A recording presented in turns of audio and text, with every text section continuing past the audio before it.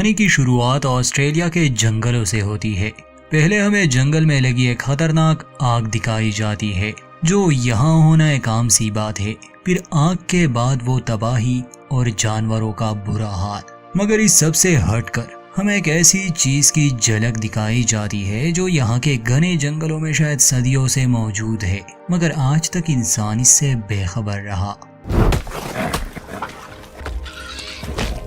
अब हमारा फोकस होगा कहानी के मेन कैरेक्टर्स पर। तो सबसे पहले हमें दिखाई जाती है क्लेयर। क्लेयर पेशे से एक वीडियोग्राफर और डॉक्यूमेंटेरियन है। कुछ महीने पहले ही यहाँ के जंगलों में आग लग गई थी, जिससे बहुत तबाही हुई। कहते हैं कि 100 से भी ज्यादा किस्म के जानवरों की नस्ल खतरे में है। क्लेयर के साथ हमें दिखाई जाती है ग्रेस, जो कि एक ज़ूलॉजिस्ट है। क्लेयर भी वॉलंटियर कर रही है और ग्रेस भी। दोनों का मकसद जानवरों की मदद करना है। ग्रेस का मानना था कि अगर हम किसी एक नस्ल को भी मिटाने से बचा सके तो ये बहुत बड़ी बात होगी। शुरुआत में ग्रेस यही जानकारी दे रही थी। वो कई किस्म के जानवरों के बारे में भी बताती है। कुछ देर बाद वहाँ आता है बेन नामी एक लड़का। वो भी जानवरों पर अपनी रिसर्च कर रहा था। ये तीनों जाने वाले थे कुछ दिनों के लिए इस जंगल में, वो भी काफी दूर। इनके पास इक्विपमेंट्स थे जिससे ये काफी कुछ मालूम कर सकते थे कि कौन कौन से स्पीशीज खतरे में है। जाने से पहले क्लेयर दोनों से कहती है कि मुझे पता है ये काम इतना मजेदार नहीं। अगर तुम दोनों कहीं पर भी बोरिंग फील करो तो मुझे बता देना, हम कुछ और कर लेंगे। बेन और ग्रेस एक दूसरे को पहले से ही जानते थे। क्लेयर नहीं थी, उसे ना बेन के बारे में ज्यादा मालूम था, ना ही ग्रेस के बारे में, और ना ही वो कोई ज़ूलॉजिस्ट थी। बस ये काम ही ने एक साथ लाया था। इन्होंने इस रिसर्च की परमिशन पहले से ही ले रखी थी। जाने से पहले क्लेयर यहाँ के पार्क रेंजर से भी मिलती है और उसे कुछ सवाल जवाब करती है। पार्क रेंजर का नाम मैट था। मैट कहता है कि हमें हर दिन किसी न किसी मुसीबत का सामना करना ही पड़ता है। कभी यहाँ आग लग जाती है तो कभी इलीगल हंटिंग होती है। शिकारी जानवरों का भी खतरा है यहाँ। और क्लेयर से वो कहता है कि तुम जैसे लोग भी यहाँ आकर हमें तंग करते रहते हो। ये सब मैट मजाक में कहता है, इसलिए क्लेयर और उसके साथ ही इस बात को बुरा नहीं मानते। अब ये अपना सफर शुरू करते हैं। जंगल में गाड़ी के लिए एक रास्ता था। जंगल में नेटवर्क नहीं होता, इसलिए इनके पास संपर्क करने के लिए बस एक ही रेडियो होगा। अगर कोई भी प्रॉब्लम हुई ये लोग सिर्फ पार्क रेंजर मैट से ही संपर्क कर सकेंगे। अब मैट की ये जिम्मेदारी होगी कि इन लोगों की सुरक्षा करे, क्योंकि जंगल में कुछ भी हो सकता है। चलते चलते इन तीनों की कुछ बातें होती है। सभी अपना अपना मकसद बताते हैं। ग्रेस के आने का मकसद किसी स्पीशी को बचाना था। क्लेयर ने जब टीवी पर इस तबाही के बारे में सुना, वो कुछ अच्छा करना चाहती थी जिससे इन मासूम जानवरों का भला हो। बेन के आने का मकसद तो कुछ और ही था। वो कहता है कि ऐसे बहुत से जानवर है जो अभी तक डिस्कवर नहीं हुए। मेरी ख्वाहिश है कि मैं किसी स्पीशी को डिस्कवर करूं और उसे अपना नाम दूं। बेन और ग्रेस जानवरों के बारे में बहुत कुछ जानते थे, इसलिए बीच बीच में क्लेयर उनसे इंटरव्यू ले रही थी। जानवरों पर नजर रखने के लिए ग्रेस और बेन पेड़ों पर कुछ एडवांस कैमरास लगा देती है जो बॉडी हीट को डिटेक्ट करे। रात को ये लोग इसी जंगल में बिताने वाले थे। ये एक जगह कैंप सेट करते हैं। अब यहाँ से सीन शिफ्ट होता है एक शिकारी पर। रात के समय वो एक हिरन का शिकार करता है। उसके पास एक डॉग भी था।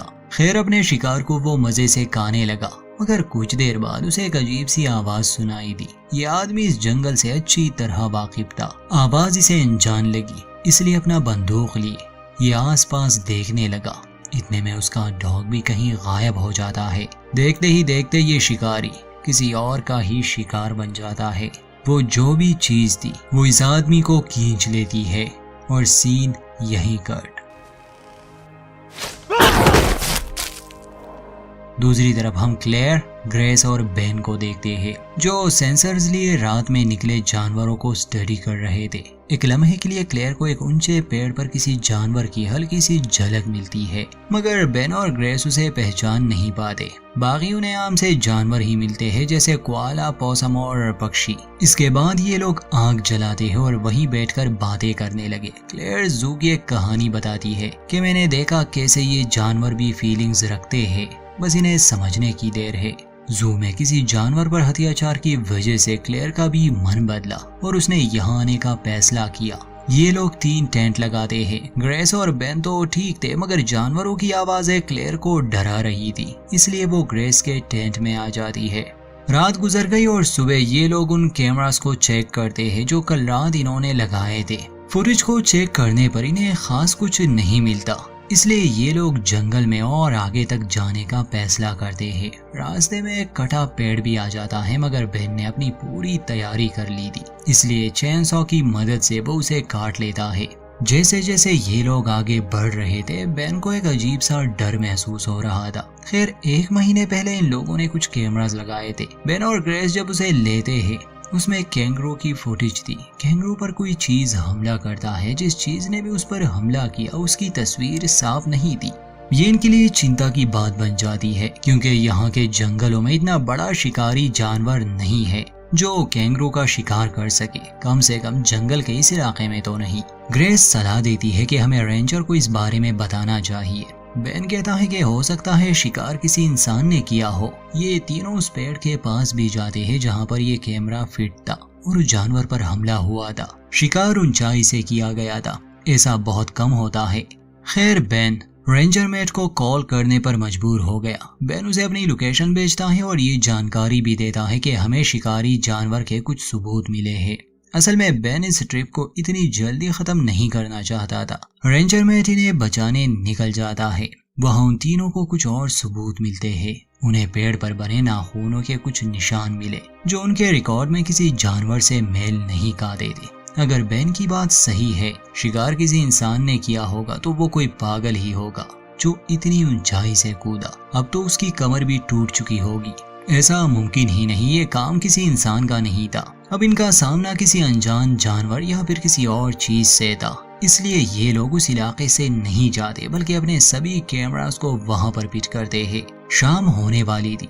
रेंजर मैट को रास्ते में उसी शिकारी की कार मिलती है जिसे कल रात किसी चीज ने मार दिया था।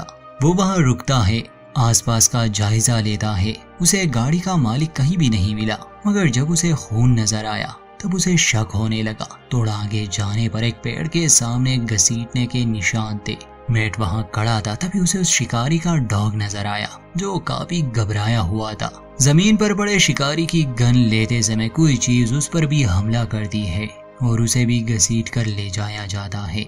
वहां बेन एक थ्योरी बताने लगा क्लेयर और ग्रेस को। वो कहता है कि रिकॉर्ड के हिसाब से कुछ ऐसे जानवर जो आज से 5000 साल पहले एक्सटेंट हो गए थे, कार्निवेक्स उन्हें कहा जाता। ये शिकारी जानवर लगभग इंसान जितने ही होते। ये हमेशा अपने शिकार पर ऊंचाई से हमला करते। इससे शिकार तुरंत ही या बेहोश हो जाता या फिर मर जाता। फिर ये जानवर उनका गला काट लेते, जिसे वापस पेड़ पर ले जाते और खा लेते। इन बातों से क्लेयर को डर जरूर लग रहा था, मगर ग्रेस हंसने लगी क्योंकि वो इसे एक मनगढ़ंत कहानी समझ रही थी। बेन समझाता है कि ऐसे बहुत से जानवर थे जो हमें लगा था कि खत्म हो चुके हैं, मगर हमें उनकी स्पीशीज फिर भी मिल गई।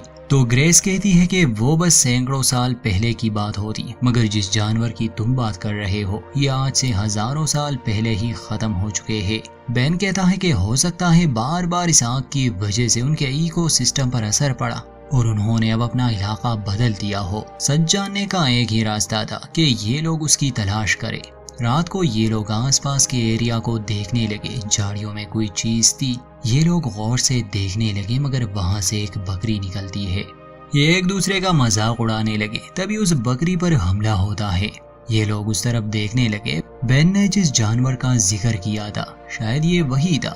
वो उस बकरी की गर्दन तोड़ देता है और उसे पेड़ पर वापस ले जा रहा था। बेन और ग्रेस हैरान थे। उन्होंने एक ऐसी स्पीशी को खोज निकाला था जो दुनिया के हिसाब से खत्म हो चुकी है। अब इन्हें चाहिए थे सबूत। ये लोग उस चीज की फुटेज रिकॉर्ड करने लगे, मगर वो अंधेरे में रहने वाला एक जानवर है, इसलिए आम कैमरा से इन्हें खास फुटेज नहीं मिलती। क्लेयर जल्दी से अपना ड्रोन लेती है और उसे रिकॉर्ड करने की कोशिश करती है, मगर वो जानवर वहां से भाग गया। बेन उसका पीछा करता है। क्लेयर वहां पर रह जाती है, वो भी अकेली, और ग्रेस भी बेन के पीछे जाती है। तभी बेन को ग्रेस की आवाज सुनाई दी। जैसे ही वो उसकी तरफ भागता है, ग्रेस एक गड्ढे में गिर चुकी थी। उसका पैर भी जख्मी हो गया था। बेन जल्दी से कुछ ढूंढने लगा ताकि वो उसे निकाल सके, मगर उस जानवर ने पहले से ही बेन को अपना निशाना बना लिया था। इससे पहले कि वो ग्रेस को बाहर निकालता, वो जानवर उस पर कूद जाता है और उसे एक पेड़ पर ले जाता है। ग्रेस ने ये सब देख लिया। वो उस गड्ढे में सहमी हुई बैठ जाती है। कुछ देर बाद वो जानवर उसे भी लेने आया, मगर एक पेड़ के नीचे ग्रेस छुपी हुई थी। वो ग्रेस को जख्मी कर लेता है मगर मार नहीं पाता क्योंकि तभी हॉर्न बजने लगा। असल में वहाँ क्लेयर अकेली रह गई थी। वो बहुत डर गई थी इसलिए भागने लगी। भागते भागते वो शिकारी की गाड़ी तक पहुंच गई। उसे वो डॉग भी मिल गया। कुछ समय के लिए वो वहीं पर छुपी रही। उसने मदद के लिए हॉर्न बजाया जिससे वो जानवर आवाज की तरफ आकर्षित हुआ और ग्रेस को छोड़ दिया। ग्रेस किसी तरह उस काई से निकल आई। यहाँ पास ही एक पुराना सा केबिन था। वो उसमें छुप जाती है। क्लेयर जब गाड़ी में छुपी थी उसे ये महसूस हो रहा था कि वो जानवर अब भी आसपास है। खैर वो कार से नहीं निकलती, इंतजार करती है। बेन को होश आता है। वो एक पेड़ पर था, वो भी जख्मी हालत में। नीचे उतरने की वो कोशिश करता है मगर गिर जाता है और उसकी टांग टूट गई। वो वहीं पर पड़ा रहा। खून को सूंघते हुए वो शिकारी जानवर एक बार फिर से बेन पर हमला करता है और इस बार उसे मार ही देता है। क्लेयर को जब महसूस होने लगा कि शायद अब वो चला गया, वो बाहर निकलती है। ग्रेस केबिन में थी। वो जानवर अब केबिन का छत तोड़ने लगा इसलिए ग्रेस को वहां से भागना पड़ा। ग्रेस और क्लेयर एक दूसरे को मिल गए। उन्हें बेन को ढूंढना था मगर साफ लग रहा था कि उसे मार दिया गया है। दोनों गाड़ी से निकलने का फैसला करते हैं। ये गाड़ी में बैठ भी जाते हैं मगर घबराहट की हालत में ये और जंगल की गहराइयों में जाने लगे। फिर एक ऐसा रास्ता इनके सामने था जहाँ पर गाड़ी नहीं चढ़ सकती थी। ये लोग रस्सी की मदद लेते हैं मगर रस्सी टूट गई। क्लेयर कार के साथ ही काई में गिर जाती है। वो जानवर उसे मारने आता है मगर फ्लैशलाइट की मदद से वो उसे डराने की कोशिश करने लगी। ग्रेस को गन मिल चुकी थी। क्लेयर की फ्लैशलाइट ज्यादा देर काम नहीं करती और वो जानवर उसे घसीट कर ले जाने लगा। मगर तभी ग्रेस मदद के लिए पहुंच जाती है। वो गोली चलाती है जिससे जानवर क्लेयर को छोड़ देता है मगर वो दोबारा हमला करने वाला था। एक ही गोली थी। ग्रेस शूट करती है मगर जानवर को नहीं। खैर अंत में वो जानवर तो वहां से भाग गया और सुबह हम देखते हैं कि दोनों एक दूसरे को सहारा देते हुए इस जंगल से निकलने की कोशिश कर रहे हैं। अगर रात होने से पहले ये ना निकल सके तो ये भी मारे जाएंगे, बेन, मैट और उस शिकारी की तरह। यहीं पर इस फिल्म का होता है द एंड। दोस्तों ये एक ऑस्ट्रेलियन लो बजट फिल्म है। कार्निफेक्स इसका नाम है। 2022 में रिलीज हुई थी। सर्वाइवल और एडवेंचर टाइप फिल्में पसंद करने वालों के लिए ये अच्छी है। वीडियो अच्छी लगे तो लाइक करें। चैनल पर नए हैं तो सब्सक्राइब करना ना भूलें।